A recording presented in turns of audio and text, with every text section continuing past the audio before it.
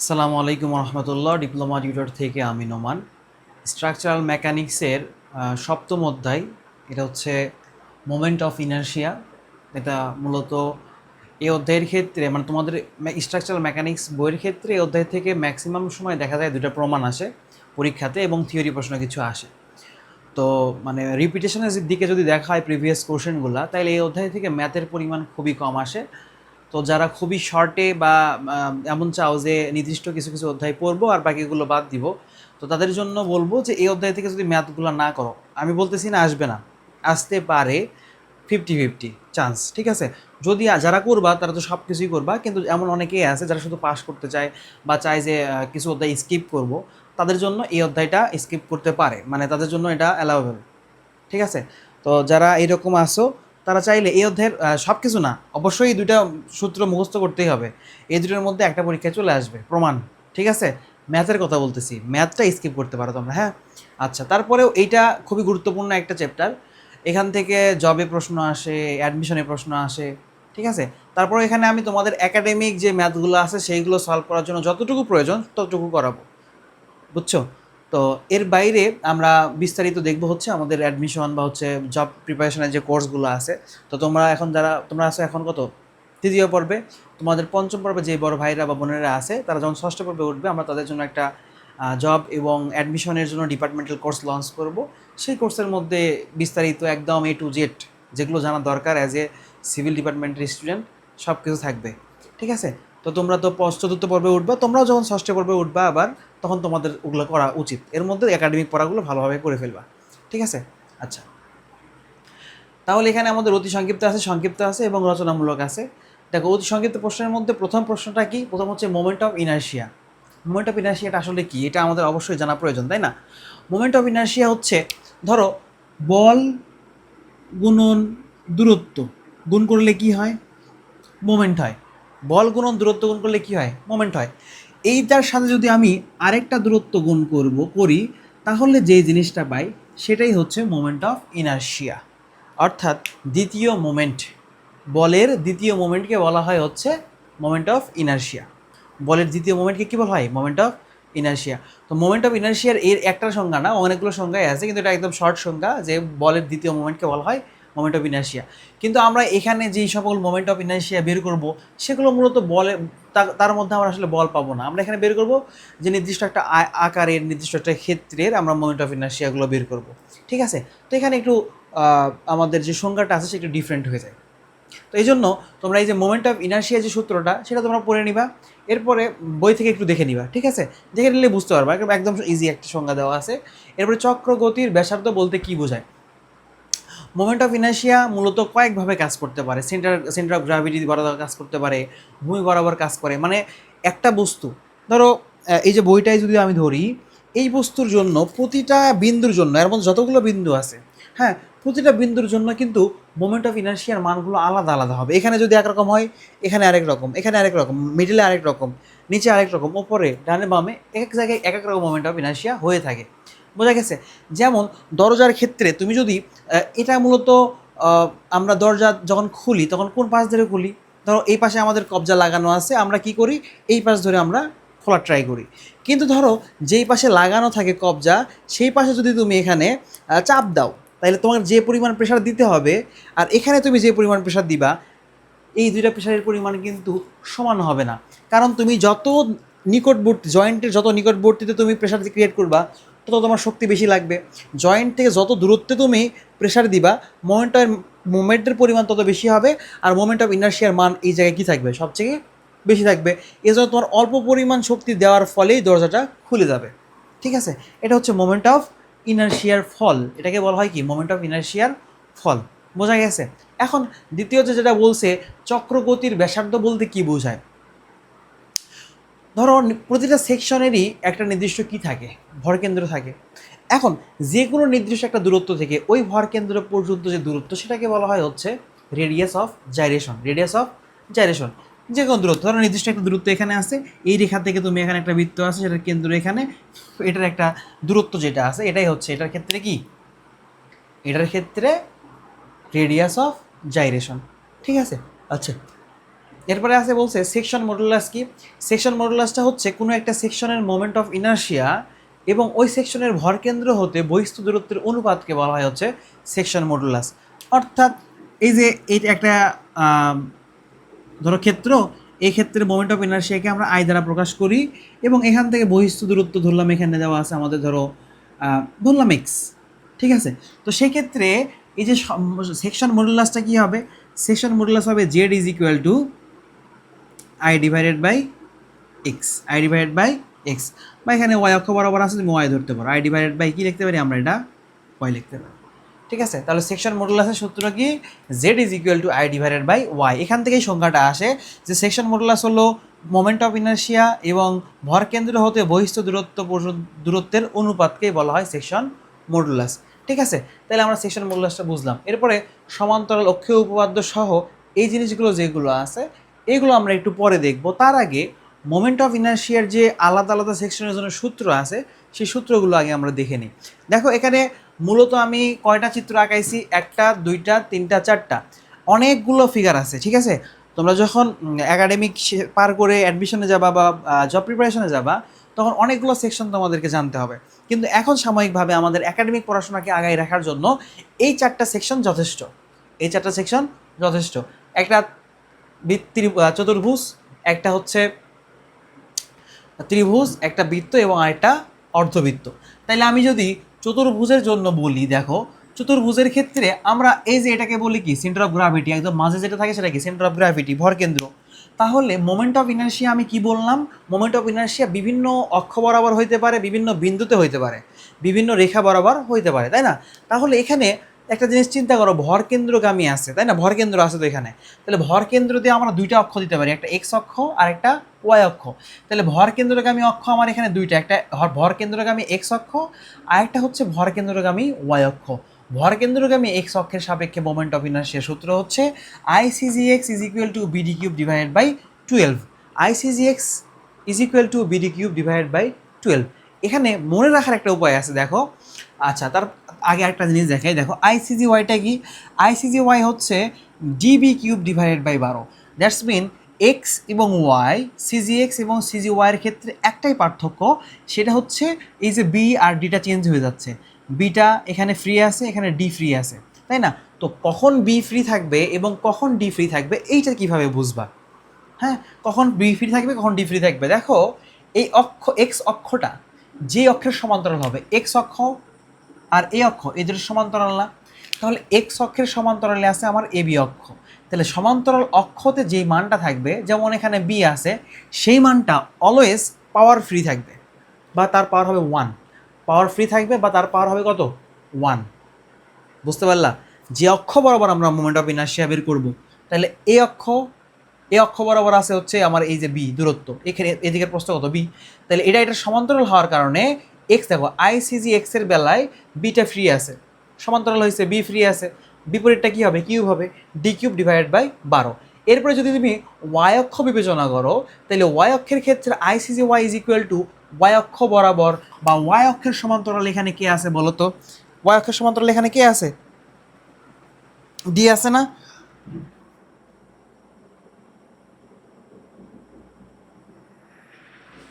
আচ্ছা, তাহলে এখানে ওয়াই অক্ষের সমান্তরালে আছে আমাদের হচ্ছে ডি, এই জন্য আমরা দেখো ডিকে ফ্রি রাখছি, বি কিউব ডিভাইডেড বাই 12, তাহলে ডিবি কিউব ডিভাইডেড বাই কত হচ্ছে এখানে 12 হচ্ছে। এরপরে যদি আমি এই যে নিচে যে সেকশনটা আছে A B section, I of A B is equal to BD cube divided by 3। এখন দেখো যখন সিজিএক্স সেন্টার অফ গ্রাভিটি দিয়ে যায় তখন ভাগ করতে হয় কত দ্বারা, 12 দ্বারা, এটা মনে রাখবা। সেন্টার অফ গ্রাভিটিতে যখন যাবে তখন সেটাকে আমাদের ভাগ করতে হবে হচ্ছে 12 দ্বারা। কিন্তু ওই সেকশনেরই যখন আমরা মানে বাইরের কোনো একটা রেখা দিয়ে দিব, যেমন এখানে আমরা আই অফ এ বি মানে কি এটার ভূমিতে দিচ্ছি, ভূমিতে যাচ্ছে আই অফ এ বি, এই যে এ বি রেখার সাপেক্ষে মোমেন্ট অফ ইনার্শিয়া বের করতেছি, তো সেই ক্ষেত্রে আমাদের কি হবে BD cube divided by 3, BD cube divided by 3। তাইলে সিজির ক্ষেত্রে মানে ভরকেন্দ্রগামী অক্ষের ক্ষেত্রে 12, আর হচ্ছে ওই সেকশনের বহিস্থ দূরত্বতে যদি যায় বা ওই সেকশনের কোনো একদম সীমান্ত রেখা বরাবর যদি যায় তাহলে সেটা হবে কি 3, ঠিক আছে। তাহলে I of A B is equal to BD cube divided by 3, BD cube divided by 3, ঠিক আছে। এখন এখানেও সেম কাজ, দেখো এ বি বরাবর কে আছে, বি আছে, এজন্য বি ফ্রি, ডিটা বিপরীত দিকে আছে ডি কিউব। এবার আসো আই ডিতে, আই অফ এ ডিতে, এটা এ বিন্দু এটা ডি বিন্দু, তাহলে আই অফ এ ডিতে ক্ষেত্রে আমাদের এটা যেহেতু এই দিকে অক্ষ, তাহলে এই অক্ষ বরাবর আছে কে ডির মান, তাহলে ডি ফ্রি, বিটা আছে উপর বিপরীত দিকে, এজন্য বি কিউব ডিভাইডেড বাই 3। ঠিক আছে, তাহলে আমি এখানে আই অফ এ বি পাইলাম, আই অফ এডিও পাইলাম। বুঝছো?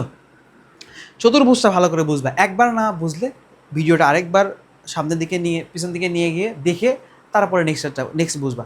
ঠিক আছে, এরপর আসো ত্রিভুজের ক্ষেত্রে কি হচ্ছে, এটা হচ্ছে আমাদের ত্রিভুজ, এই ত্রিভুজের ভূমির মান বি, উচ্চতার মান এইচ। ঠিক আছে, তাইলে আমরা ত্রিভুজের সিজি তো আছে না, তাহলে ত্রিভুজের এখানে সিজি বা ভরকেন্দ্র, তো ভরকেন্দ্রের দুইটা অক্ষ, একটা আছে এক্স অক্ষ, এটা ওয়াই অক্ষ, সেম এটার মতোই।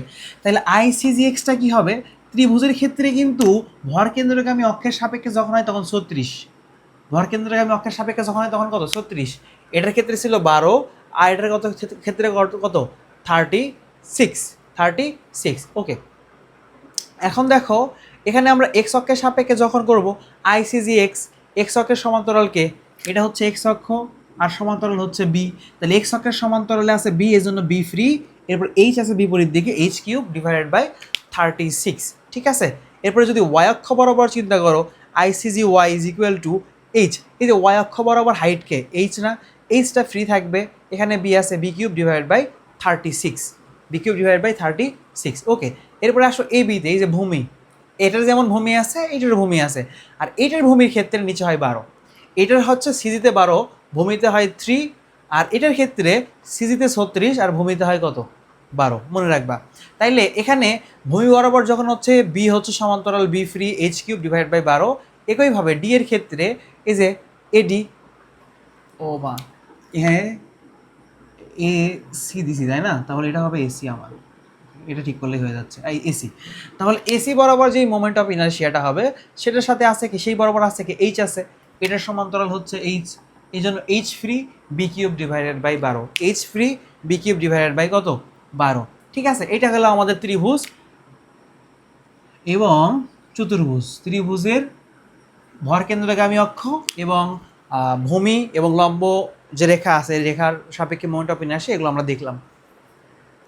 এরপর আসো বৃত্তর ক্ষেত্রে কি হবে, বৃত্তের ক্ষেত্রে আমাদের দুইটা অক্ষ আছে, এক্স অক্ষ আর ওয়াই অক্ষ, কিন্তু এখানে বৃত্তের ক্ষেত্রে চারিদিকে কিন্তু সেম, বৃত্তের ক্ষেত্রে এই দিকেও ডি এই দিকেও ডি, মানে সব দিকে ব্যাস সমান হয় না একটা বৃত্তের, সব দিকে যখন ব্যাস সমান হয় তখন আইসিজি এক্স আর আইসিজি হয় দুইটা সেম হয়, আইসিজি এক্সও যা হয় আইসিজি ওয়াইও কি হয় সেম হয়, এজন্য ICG x is equal to pi d to the power 4 divided by 64, এটা একটু মুখস্থ রাখবা, pi d to the power 4 divided by কত 64 is equal to ICG y, এটা এটা কি সেম। ওকে, এখন আসো আমি যদি এখন নির্দিষ্ট একটা বিন্দুতে, এখানে সি বিন্দু ওখানে দিয়েছি, এখানে থাকতে পারে এখানেও থাকতে পারে, যে কোনো বিন্দুতে যদি বহিরাগত যে কোনো বিন্দুর সাপেক্ষে যদি মোমেন্ট অফ ইনার্শিয়া বের করতে চাও, তাহলে সেটা সূত্রের সামনে শুধু 5 গুণ করে দিবা, এখানে যা আছে তার সাথে শুধু কি গুণ করে দিবা 5, 5 pi d to the power 4 divided by 64। ঠিক আছে, আচ্ছা এরপরে আসো হচ্ছে আমরা যদি অর্ধবৃত্তে আসি, তাইলে এটা হচ্ছে আমাদের অর্ধবৃত্ত, তাই কি না, এটা হচ্ছে আমাদের কি অর্ধবৃত্ত। তো অর্ধবৃত্তের ক্ষেত্রে যেটা হবে সেটা হচ্ছে এখানে আমাদের ব্যাসার্ধ থাকবে আর, ব্যাস থাকবে ডি, তাই না।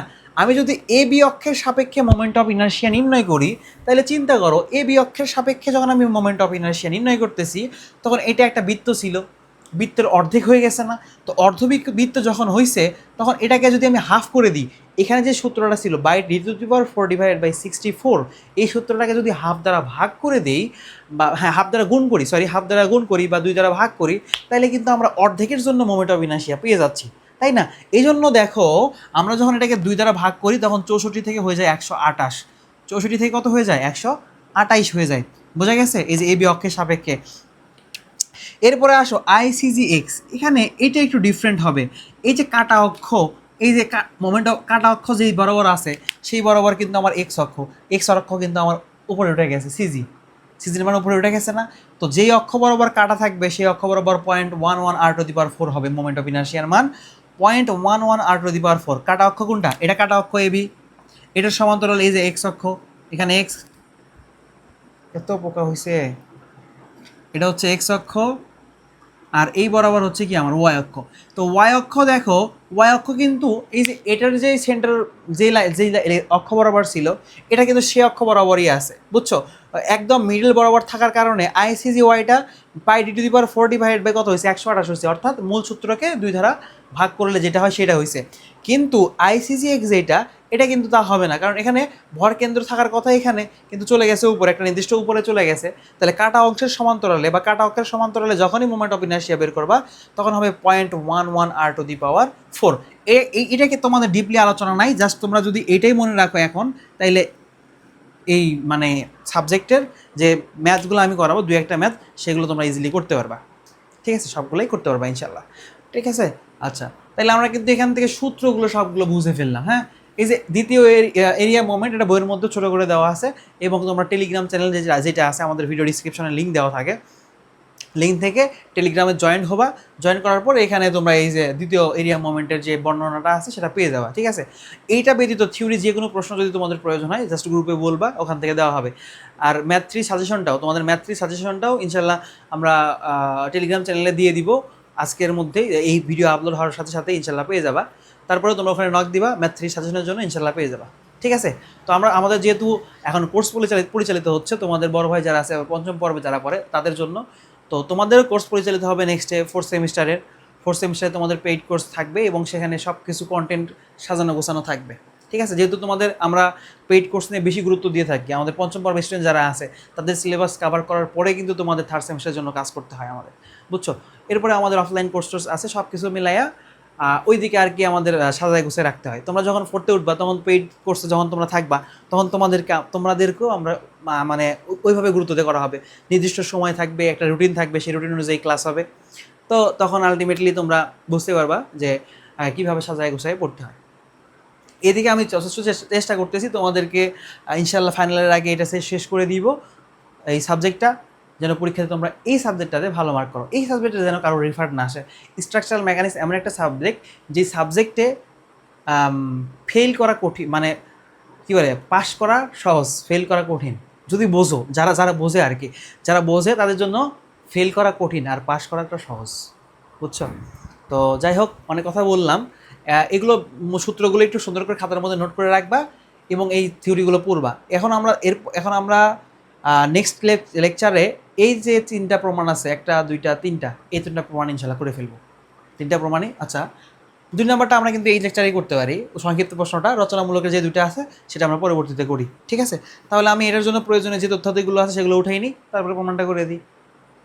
তাহলে দেখো, এখানে জেড এক্স এক্স প্রমাণ আমাদের করতে বলছে হচ্ছে, বা Z X X is equal to BD square divided by 6। এখন এক্স এক্স কেমনে বুঝলাম, এক্স এক্স অক্ষে বরাবরই থাকে হচ্ছে বি, তার মানে এখানে বি ফ্রি আছে, তার মানে তুমি কি বুঝতে পারছো, এখানে এটা হবে কি এক্স জেড এক্স এক্স। ঠিক আছে, এখানে কিন্তু আমি জেড লিখছি জাস্ট, এখানে বি ফ্রি থাকার কারণে অটোমেটিক্যালি তোমাকে বুঝে নিতে হবে এটা হবে কার সাপেক্ষে, এক্স অক্ষের সাপেক্ষে। যেটা ফ্রি থাকে সেটা হচ্ছে আমাদের অক্ষের সমান্তরাল, এক্স অক্ষের সমান্তরাল বা ওয়াই অক্ষের সমান্তরাল হয় সেটা, যেটা ফ্রি থাকে। তো সেই ক্ষেত্র হিসাবেই আমরা এখানে Z X X is equal to BD square divide by 6 এটা প্রমাণ করতেছি। ঠিক আছে, আচ্ছা, এখন দেখো আমি যেটা বলছি সংখ্যাটা সেটা আরেকবার দেখো। কোনো সেকশনের ভরকেন্দ্রগামী অক্ষের মোমেন্ট অফ ইনার্শিয়াকে ওই সেকশনের বহিস্থ প্রান্তের দূরত্ব দ্বারা ভাগ করলে যে মান পাওয়া যায় তাকে সেকশন মডুলাস বলে। তাহলে আমাদের এখানে 2টা জিনিস লাগবে, একটা হচ্ছে ভরকেন্দ্রগামী অক্ষের সাপেক্ষে মোমেন্ট অফ ইনার্শিয়া, তার মানে কি আই এক্স এক্স, তাই তো? আই এক্স এক্সের সূত্র আমরা কি জানি, B D cube divided by 12, একটু আগে আমি তোমাদেরকে লেখাই দিলাম, তাই না? এরপরে আসো, আমাদের বলছে কিসের মান, বহিস্থ দূরত্ব। কিসের দূরত্ব, বহিস্থ প্রান্তের দূরত্ব দ্বারা ভাগ করলে। তো বহিস্থ প্রান্তের দূরত্ব আমাদের এখানে হচ্ছে, ধরলাম ওয়াই ইজ ইকুয়াল টু, দেখো তো এটা হচ্ছে আমার ভর কেন্দ্র, আর এইখান থেকে এই পর্যন্ত আমার বহিস্থ দূরত্ব। তো এখানে বহিস্থ দূরত্বের মান কত আছে, ডি ডিভাইডেড বাই 2 আছে, তাইলে এখানে হবে হচ্ছে ডি ডিভাইডেড বাই 2। ঠিক আছে, অতএব section modulus Z X X is equal to I X X divided by Y. কেন? কারণ আমরা তো জানি সেকশন মডুলাস কি, ভর কেন্দ্রগামী অক্ষের সাপেক্ষে মোমেন্ট অফ ইনার্শিয়ার সাথে বহিস্থ দূরত্বকে ভাগ করলে যে মান পাওয়া যায় সেটাই হচ্ছে সেকশন মডুলাস।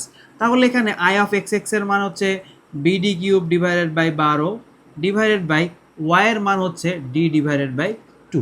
ঠিক আছে, তাহলে BD cube divided by 12 into 2 divided by D, ভাগ ছিল উল্টায় দিলাম, এটা কাটলে 6 থাকে, এখানে ডিডি কাটলে কি থাকে, ডি স্কোয়ার থাকে, তাইলে বিডি স্কোয়ার ডিভাইডেড বাই কত, 6। ঠিক আছে, তো এটা হচ্ছে এক্স এক্স। যদি কখনো দেখো পরীক্ষায় এরকম আসছে যে I of Y Y is equal to, প্রমাণ করতে বলছে DB cube divided by, sorry হ্যাঁ ডিবি স্কোয়ার ডিভাইড বাই 6, এটা প্রমাণ করতে বলছে। তো সেক্ষেত্রে কী করবা, সেম শুধুমাত্র একটু উল্টে যাবে। কি উল্টে যাবে, দেখো এটা কিন্তু আমি আলাদা করে দিচ্ছি, এটা কিন্তু মেইনলি পরীক্ষাতে আমাদের আসে, আই এক্স এক্সটাই পরীক্ষাতে আসে। তারপরেও যদি ভাগ্যক্রমে চেঞ্জ করে আই জেড জেড দিয়ে দেয়, এই জন্য এমনি খাতার মধ্যে উঠাই রাখতে পারো। তো এই প্রমাণ যদি আসে তাহলে তুমি কী করবা, এখানে আই ওয়াই ওয়াই তোমাকে বের করতে হবে। তো আই ওয়াই ওয়াই এটা সলভ ধরো, শর্টকাটে সলভ করে দিব, এখানে কোনো কথা লিখবো না। আই অফ ওয়াই ওয়াই মানে কি, D B cube divided by 12। তারপরে এখানে দূরত্ব হবে ওয়াই অক্ষ বরাবর যেহেতু, তার মানে বহি দূরত্ব হচ্ছে এখান থেকে, এই যে ওয়াই অক্ষ এটা হচ্ছে আমার কী অক্ষ, ওয়াই অক্ষ, এখান থেকে এই পর্যন্ত হবে আমার বহি দূরত্ব। তাহলে বহি দূরত্বর মান এখানে কত হবে, বি ডিভাইডেড বাই 2 হবে, তাই কি না? তাহলে বি ডিভাইড বাই যদি 2 হয় তাহলে এক্স এর মান হচ্ছে আমার বি ডিভাইডেড বাই 2, অতএব Z Y Y is equal to I Y Y divided by x.